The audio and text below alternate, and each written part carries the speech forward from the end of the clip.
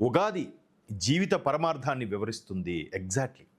అంటే ప్రధానమంత్రి మోదీ గారు ఏం చదువుకున్నారు, ఏం చేశారు, ఎక్కడ పట్టా పొందారు, ఒక ఛాయ్ వాలాకి ఇవన్నీ సాధ్యమా అని ఎవరెవరైతే విమర్శిస్తున్నారో వీళ్ళందరికీ చెంపపెట్టండి ఈయన ఇచ్చే ప్రతి ఒక్క స్టేట్మెంట్ కూడా. మన్ కీ బాత్లో కూడా రేడియో అంతరించిపోతున్న వేళలో మన్ కీ బాత్ ద్వారా ప్రతి దగ్గర కూడా ప్రతి రాష్ట్రంలో ఆ రాష్ట్రంలో ఉండే ప్రత్యేక జిల్లాలలో ఏవైతే కళలు అంతరించిపోతున్నాయో ఆ కళల గురించి ప్రస్తావిస్తున్నారు. దానికి ప్రత్యేకంగా ఆదరణ కల్పించే ప్రయత్నం చేస్తున్నారు. తెలుగు రాష్ట్రాలకు సంబంధించి తెలంగాణకు సంబంధించి ఏదైతే కంచి అంటాను ఒక ఇక్కడ పోచంపల్లి పట్టుకు సంబంధించి మన్ కీ బాత్లో మాట్లాడారు. అలాగే ఆంధ్రప్రదేశ్ సంబంధించి కొండపల్లి బొమ్మల గురించి మాట్లాడారు. అలాగే గోదావరి జిల్లాల్లో ఏదైతే ప్రత్యేకమైన చేనేత వస్త్రం ఉందో దాని గురించి మాట్లాడారు.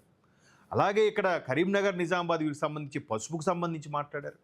ప్రతిదీ కూడా మన్ కీ బాత్లో ఎక్కడెక్కడ భారతీయ మూలాలు ఉన్నాయో వాటన్నిటిని వెలికి తీసుకొచ్చి మన్ కీ బాత్ ద్వారా ప్రజలను ఉద్దేశించి ప్రసంగించడం, ఆయా ప్రాంతాల భాషలు సంస్కృతులు అక్కడ ఉండే జీవన విధానాల మీద కూడా నొక్కి ఒక్కానించి మాట్లాడడం అనేది నిజంగా ప్రధాని మోదీ గారికి సాధ్యమేమో అనిపిస్తుంది.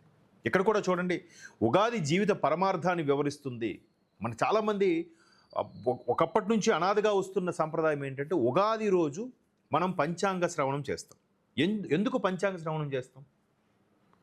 ఏదో పచ్చడి తింటాం, పంచాంగ శ్రవణం చేస్తాం కాదు. దాంట్లో కూడా జీవిత పరమార్థం ఉందని మోదీ గారు ఎంత చక్కగా మాట్లాడడం అనేది నిజంగా తెలుగు వారందరూ గర్వించదగ్గ విషయం.